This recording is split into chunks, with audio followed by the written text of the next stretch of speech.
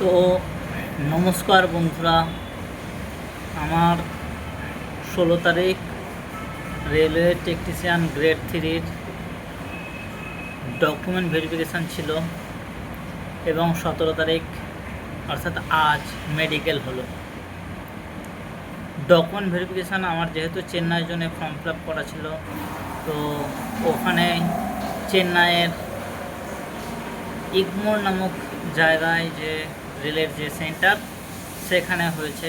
তারপর আমাদের সবাইকে, আমার ছিল দ্বিতীয় শিফটে, তো দ্বিতীয় শিফটের ডকুমেন্ট ভেরিফিকেশান শুরু হয় 1:30টায়, প্রথম শিফটে শুরু হয় 9টায়, একেবারে 1:30টার সময়তেই, এবং 9টার শিফটটায় 9টার সময়তেই তারা নির্দিষ্ট জায়গায়, অর্থাৎ তাদের যে সিস্টেম সেই সিস্টেম শুরু করে, প্রক্রিয়া শুরু করে। তারপর প্রথমেই একটা ফর্ম দেওয়া হয় এবং বোর্ড দেওয়া হয়, আর লাইন অনুযায়ী হচ্ছে এমন না, যার যেরকম যে রোল নাম্বার অনুযায়ী যে একটা চার্ট আছে, যেরকম পাস করেছে, ঠিক সেই রোল নাম্বার অনুযায়ী এক এক করে ডেকে ওরা একেবারে নির্দিষ্টভাবে বসিয়ে নিচ্ছে। তারপর প্রথমে একটা পিচবোর্ড আর তার সঙ্গে 2 পাতার একটা ফর্ম দেওয়া হয় আমাদেরকে, আর সুন্দর করে ইনস্ট্রাকশান দেওয়া হয় যে কোথায় কী করতে হবে, কোথায় কী করতে হবে না। তো প্রথম পাতায় শুধুমাত্র নিজের নাম আর তার সঙ্গে রোল নাম্বার আর তার সঙ্গে একটা ছবি মারা জায়গা ছিল, এইটুকুনি প্রথম পাতার কাজ। দ্বিতীয় পাতাতে ফোন নাম্বার, ঠিকানা, পরপর আরও কিছু ওরা সব সেগুলো বলে দিয়েছিল যে কোনটা করবে কোনটা করবে না। ওখানে গুরুত্বপূর্ণ যেটা, সেটা হচ্ছে কাটমার্ক, যেটা আমরা ফর্ম ফিল আপের সময় দিয়েছি, এবং তারপরে যে আইআরসিটি রেলের যে ওয়েবসাইট, সেই ওয়েবসাইটে আপলোড করেছিলাম কাটমার্ক। সেই কাটমার্ক ওরা দেখছে না, ওরা শুধুমাত্র তিল অর্থাৎ মূল খুঁজছে, শরীরের কোথায় মূল আছে। তো ওরা নিজেরা সেটা বসিয়ে নিচ্ছে, ওটা ওই কলামটা ছেড়ে রাখতে বলছে। আর একটা গুরুত্বপূর্ণ পয়েন্ট ওই পেজে যেটা আছে, সেটা হলো যে তোমার কোয়ালিফিকেশান কী। তো আমার কোয়ালিফিকেশান ছিল আমি মাধ্যমিক পাস করেছি, আইটিআই করেছি, তার আগে ক্লাস 12 গ্র্যাজুয়েশন সবই আছে আমার। কিন্তু আমি যেহেতু ফর্ম ফিল আপের সময় মাধ্যমিক এবং আইটিআই দিয়েছিলাম, তো মাধ্যমিক এবং আইটিআই আমি ডকুমেন্ট দিই, অর্থাৎ ওখানে লিখি যে এমপি 10th, আইটিআই। আর আইটিআইয়ের পাশে ব্র্যাকেটের মধ্যে কোন ট্রেড সেটা লিখতে হবে। যারা পিসিএম অর্থাৎ 12-এর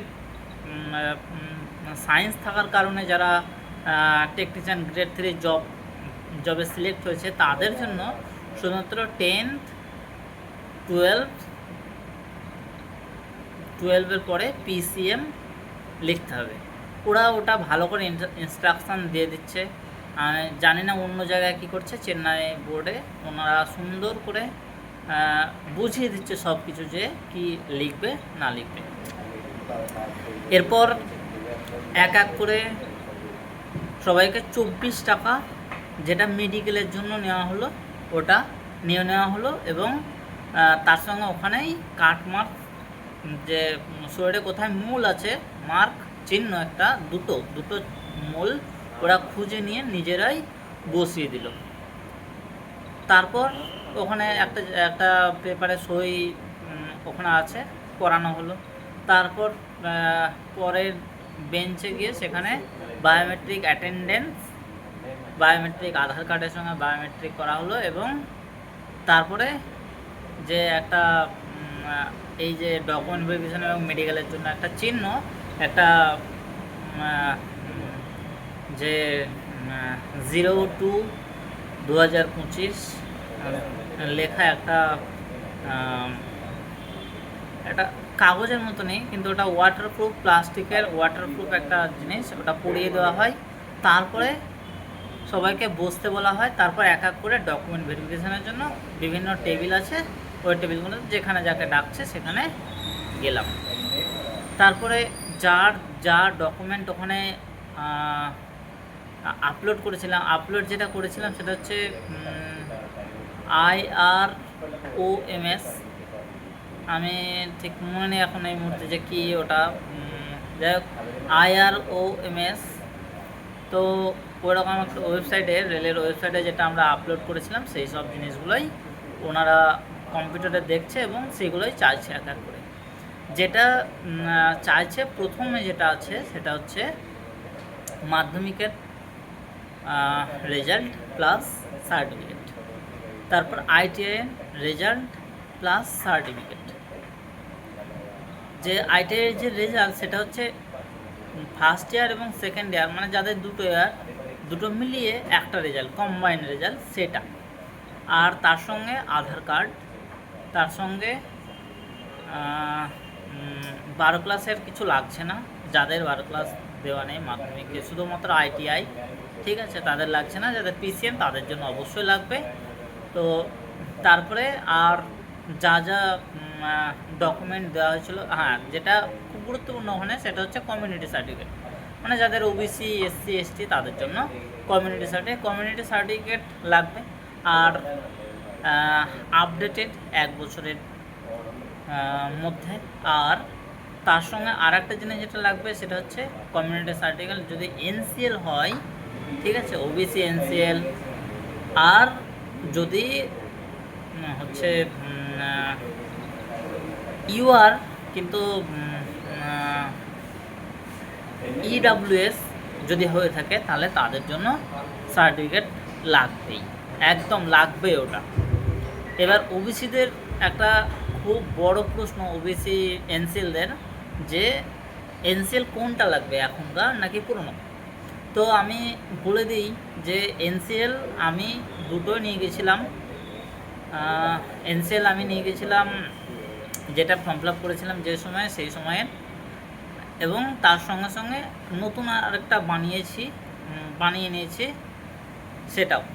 ওনারা রেলওয়ে ফরম্যাটে NCL চাইছিলেন, নতুন যেটা, পুরোনোটা তো রেলওয়ে ফরম্যাটে আছে, কিন্তু নতুনটাও রেলওয়ে ফরম্যাটে নেই, কিন্তু ওনাদের আমি ওটাই দিলাম। তো সেগুলো শুধু চেক করে আবার আসলটা ঘুরিয়ে দেবে। তারপরে ওনারা 2 সেট অ্যাডমিটে লেখা আছে যে 2 সেট আনতে হবে, কিন্তু 1 সেট করেই জেরক্স কপি নিচ্ছে। কোন কোন কাগজের, এই যা যা কাগজ ডকুমেন্ট ওরা দেখলো ঠিক তাই সবগুলোর 1 কপি করে জেরক্স। তার সঙ্গে মোট মানে ডকুমেন্ট ভেরিফিকেশান, মেডিকেল মিলিয়ে মোট 6 কপি ফটো লাগবে। যদি কারোর মেডিকেলে কোনো রকম অসুবিধা হয়, ঠিক আছে, অর্থাৎ যদি কারোর মেডিকেল হতে গিয়ে কোনো সমস্যা হয় তো রিমেডিকেল দেবে। আর মেডিকেলে যা দেখলাম সেটা কারোর কোনো অসুবিধা থাকলে রিমেডিকেল দিয়ে ওটাকে ক্লিয়ার করছে, কোনো অসুবিধা নেই, সবাইকে পাস করাচ্ছে। আমাদের ত্রিচিতে ছিল, আমি এক আসছি, তো ওটা মিটে গেল। তারপর অনেকক্ষণ আমাদেরকে ওয়েট করালো, তারপরে আমাদের এক এক করে কোথায় মেডিকেল সেটা বলে দিল। তো আমাদের যেহেতু সেকেন্ড শিফটে ছিল, তো সেকেন্ড শিফটে বলে দিল যে বৃহস্পতিবার, তারপরে দিন শুক্রবার, মানে আজ আমাদেরকে বলে দিল যে 8টার সময় মেডিকেল হবে, তোমরা 8টার সময় রিপোর্ট করবা ওখানে গিয়ে। তো আমরা সেই মতো চলে গেছিলাম চেন্নাই থেকে। আমাদের পড়েছিল ত্রিচি গোল্ডেন রক ওয়ার্কশপ, ওইখানে পড়েছিল। তো ওইখানে কিভাবে যাব, তো চেন্নাই থেকে ট্রেন আছে, অনেক ট্রেন, সন্ধ্যের পর থেকে অনেকগুলো ট্রেন, 3-4টে ট্রেন পরপর ছেড়ে আসছে। তো যে কোনো ট্রেনে উঠে পড়লেই, ঠিক আছে, দেখে নিতে হবে যে ওটা তিরুচিরাপল্লিতে যাচ্ছে কিনা। তো তিরুচিরাপল্লিতে নেমে স্টেশন থেকে 5 মিনিট হেঁটে এসে একটা বাস স্ট্যান্ড আছে। তো সেই বাস স্ট্যান্ড থেকে 109 নাম্বার বাসে চেপে চলে যেতে হবে। 8 টাকা মাত্র বাস ভাড়া। এখানে সবথেকে যে জিনিসটা ভালো দেখলাম সেটা হচ্ছে বাস ভাড়া সত্যিই কম, আমাদের ওয়েস্ট বেঙ্গলের তুলনায় তো অনেক কম। ঠিক আছে, যেটা কথা সেটা বলতেই হবে, ওয়েস্ট বেঙ্গলের তুলনায় এখানে অনেক কম বাস ভাড়া। 8 টাকা 7 টাকা, আসার সময় আবার 7 টাকা নিয়েছে, যাওয়ার সময় 8 টাকা নিল। যাই হোক, ওটাতে 8 টাকা দিলেই গোল্ডেন রক ওয়ার্কশপের একেবারে সামনেই নামিয়ে দেবে। আবার সামনে নামিয়েও আর একটা মোড়ের মাথায় নামাতে পারে, যেখান থেকে 100 মিটার হাঁটলেই সামনে এগিয়ে গেলে ওটা গোল্ডেন ওয়ার্কশপের একদম ঢুকে যাবে ভেতরে। তো আমরা চলে এসেছিলাম ওখান থেকে তোমার হচ্ছে চেন্নাই ইগমোর থেকে 7:15, 7:35, 7:50 এরকম 3টে ট্রেন আছে। তো আমরা 3টে ট্রেনের মধ্যে 7:50টা ধরে চলে এসেছিলাম। জেনারেল কামরাতে উঠেছিলাম, সিট ছিল জেনারেল কামরায়, ফাঁকায় থাকে মোটামুটি। কেউ যদি ওপরে চলে যায় আরামসে যেতে পারবে। আর যাই হোক, আমরা আগে একটু চলে এসেছিলাম, তো 7:15 নাগাদ চলে এসেছিলাম, গিয়ে ট্রেনে দেখলাম দাঁড়িয়ে আছে, তো ট্রেনে আমরা উঠে পড়লাম। তো কোনো অসুবিধা নেই। আমরা তারপরে তিরুচিরাপল্লিতে নেমে প্রায় 6 ঘন্টার রাস্তা, 322 কিলোমিটার যত সম্ভব। তো নেমে সেখান থেকে রাত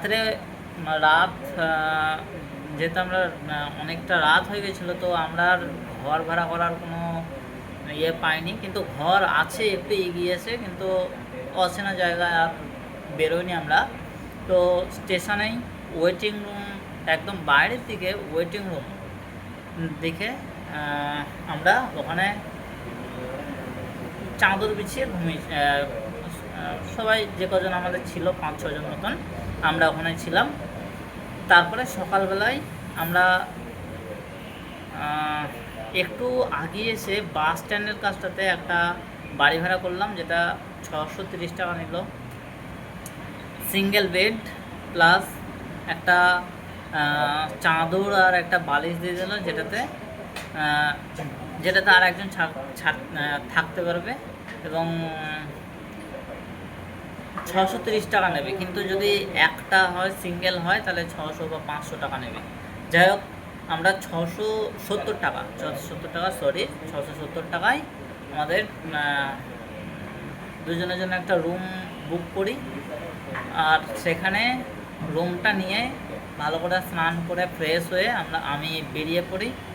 আমার সঙ্গে যে আমার বন্ধু ছিল তাকে হোটেলেই থেকে যেতে বলি। ওখানে গিয়ে সারা রাত সেরকমভাবে রেস্ট নেওয়া হয়নি, ও বললো যে রেস্ট নেবো, তো থাকলো। তারপরে আমি আর আরও কয়েকজন ছিল, আরও 3জন ছিল, 2জন ছিল, তাদের সঙ্গে আমরা ওই বাস 109 বাস ধরে চলে যাই। 109 বাস ধরে 109 মানে 109 বাসে চেপে আমরা চলে যাই 8 টাকা ভাড়া দিয়ে গোল্ডেন রক যে হসপিটাল, ওখানে গোল্ডেন রক ওয়ার্কশপও আছে। ঠিক আছে, তো এখানে যারা আগে বা চাকরি পেয়েছে তারা ওখানে আছে। আমার একটা পরিচিত দাদা যোগাযোগ হয়েছিল ফোনেই, উনি ওখানে কাজ করে, ওখানে আগের বার চাকরি পেয়েছে 2024-এ, তো উনি ওখানে আছে। উনি আমাকে বললো যে এইভাবে আসতে, আমি চলে আসলাম। তো আমরা আগেই চলে গেছিলাম নির্ধারিত সময়ের আগে, মানে 8টা বাজার আগেই। তারপরে আমরা চলে গেলাম যে নির্দিষ্ট একটা ঘর আছে, পিএমডি কি পিএমও এরকম একটা অফিস। তো ওখানে গিয়ে আমাদেরকে যে আমাদের যে কাগজ সেটা জমা নিল। সেটা জমা নেওয়ার পর মানে আমরা যেটা আমাদেরকে ওখান থেকে দিয়েছিল হচ্ছে ডিভি করার পর যে লেটারটা দিয়েছিল, তো সেইটা আমরা জমা দিলাম। আর ওখান থেকে কাগজ বের করে আমাদেরকে মানে ওই লেটারের মধ্যে ছিল ওইগুলো আমাদেরকে দিল এবং আমাদেরকে বললো যে প্রথমে এন্ট্রি করাতে। তো এন্ট্রি করাতে অনেক লেট করলো। অন্যান্য যারা রেলের হসপিটাল যেহেতু, তাই রেলে যারা চাকরি করে তারা তাদেরকে আগে ছেড়ে দিচ্ছিলো, আমাদেরকে ধীরে সুস্থে আস্তে আস্তে দিচ্ছিল। তো ওটা দেরি করাতে আমাদের সব কাজগুলো আস্তে আস্তে একটু একটু করে পিছিয়ে গেল। তো যাই হোক, সেখান থেকে এন্ট্রি করার পর আমাদের রক্ত পরীক্ষা বলতে শুধুমাত্র একটা ছোট্ট ছুঁচ দিয়ে ওরা একটা ফোটাচ্ছে আর সুগার টেস্ট করছে, আর তেমন কিছু না, মানে রক্ত যে শিশাতে নিচ্ছে এরকম না। তারপর ইউরিন টেস্টের জন্য একটা কৌটো দেবে, ছোট্ট ইউরিন দিয়ে দিতে হবে, ওরা ওখানে দেবে, ওরা টেস্ট করে নেবে। তারপর নিজস্ব স্থানে সেটাকে রেখে ওরা দেখে নেবে, একটা যাই হোক একটা ছোট্ট ওদের যে পদ্ধতি আছে সেটা একটা দেবে ওর মধ্যে, ইউরিনের মধ্যে, কি ওরা ওটা দেখে নেবে। তারপর ওখান থেকে আমাদেরকে যেতে হবে এক্স রে করতে। তো এক্স রে ঘরে গিয়ে ওখানে একজন ম্যাডাম এন্ট্রি করালো। তারপর একে ভেতরে গিয়ে সবার এক্স রে হয়ে গেল। তারপর সেখান থেকে ইসিজি, তো ইসিজি রুমে একজন স্যার এবং ম্যাডাম আছেন, উনি স্যার এন্ট্রি করায় এবং তার সঙ্গে সঙ্গে একজন করে ইসিজিও হয়ে যায়। তারপর সেখান থেকে ওই হসপিটালের যে প্রধান সিএমও, ঠিক আছে, সিএমও, ওনার কাছে গিয়ে প্রত্যেকটা সই করেই আসতে হবে। সেখানে সই করতে গিয়ে যেটা প্রয়োজন সেটা হলো আধার কার্ড আর 2 কপি ফটো লাগবে। 2 কপি ফটো ওখানে ফর্মে ওরা মেরে দেবে, ঠিক আছে। আগে ডিভিতে লেগেছিল মোট 4 কপি, আর ওইখানে মানে ওই যে ওই পিএমও অফিস, সেখানে পিএমও যাই হোক একটা ওই মানে ওখানে হসপিটালের যে প্রধান, ওনার ঘরে গিয়ে ওটাকে সই করে আনতে হবে। তো সই করানোর পর আবার যে জায়গায় আমাদের প্রথম রিপোর্টিং করা হয়েছিল সেইখানে আসতে হবে। সেইখানে এবার বাকি কাজটা হবে। বাকি কাজ বলতে ওখানে চোখের টেস্ট খুব ভালো হবে। চোখটাই সবথেকে গুরুত্বপূর্ণ বেশি। চোখের এটা পাস করে গেলে মোটামুটি তুমি ধরে নিতে পারো যে পাস একেবারে। তো চোখের পরীক্ষা করতে গিয়ে প্রথমে যেটা হয় সেটা হচ্ছে একটা বই দেওয়া হয় এবং পাশে এক করে সবাইকে ডাকা হয়, আর একটা খাতা দেওয়া হয়, মানে ওই ফর্মটাতেই, ঠিক আছে, ওই ফর্মটাতেই এক করে লিখতে হবে যে এটা কত নম্বর, এটা কত নম্বর। এ হয় কয়েকটা ব্ল্যাঙ্কও আছে, সেটাও ভালো করে দেখতে হবে। তারপর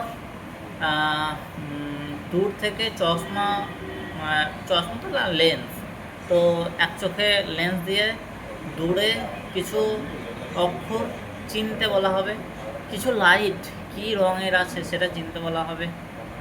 তারপর আরও কিছু ছোট ছোট টেস্ট আছে, সেগুলো তোমরা ভেতরে গেলে বুঝতে পারবে, খুব একটা কঠিন না, ঠিক আছে। যাদের হাইড্রোসিল পাইলস আছে কোনো অসুবিধা নেই, সবাই পাস করে যাচ্ছে।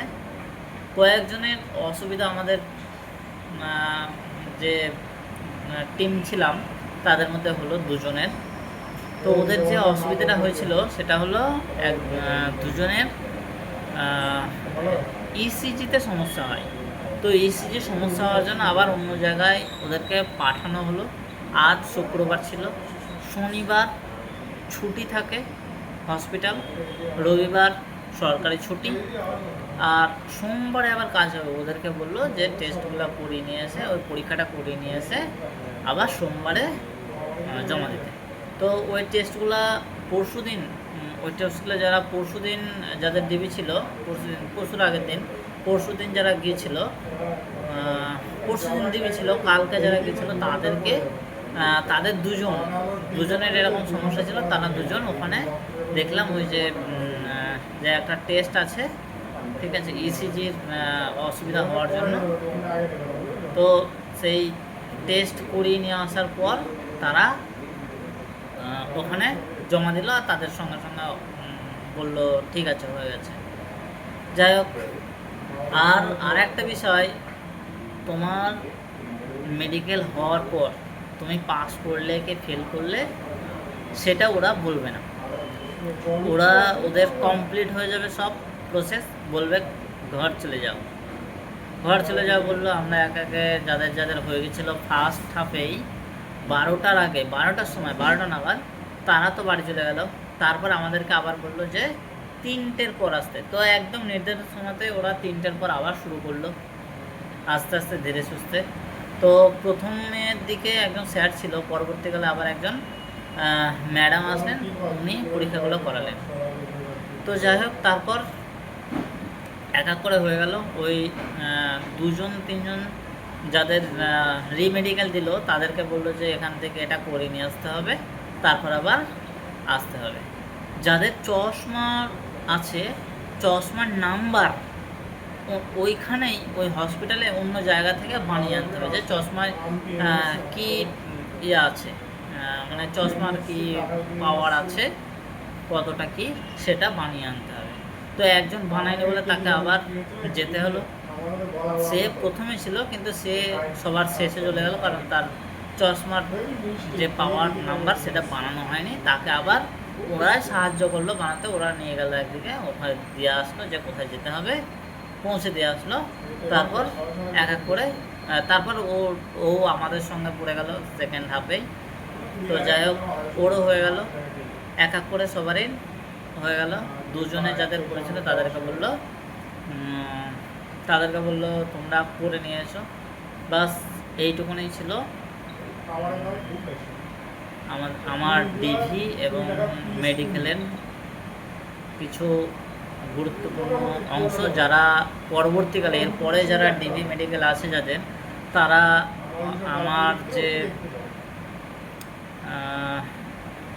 আমার যে এক্সপিরিয়েন্স সেটা থেকে তারা যাই হোক কিছু হেল্প পাবে। যদি হেল্প পাই তাহলে আমি খুশি হব। যাই হোক, তোমরা ভালো করে, কোনো অসুবিধা নেই, ভালোভাবে মানে নর্মালভাবে যাও, তোমরাও সবাই পাস করবে আশা করি। যাই হোক, ভিডিওটা এখানে স্টপ করছি। সবাইকে অনেক অনেক ধন্যবাদ।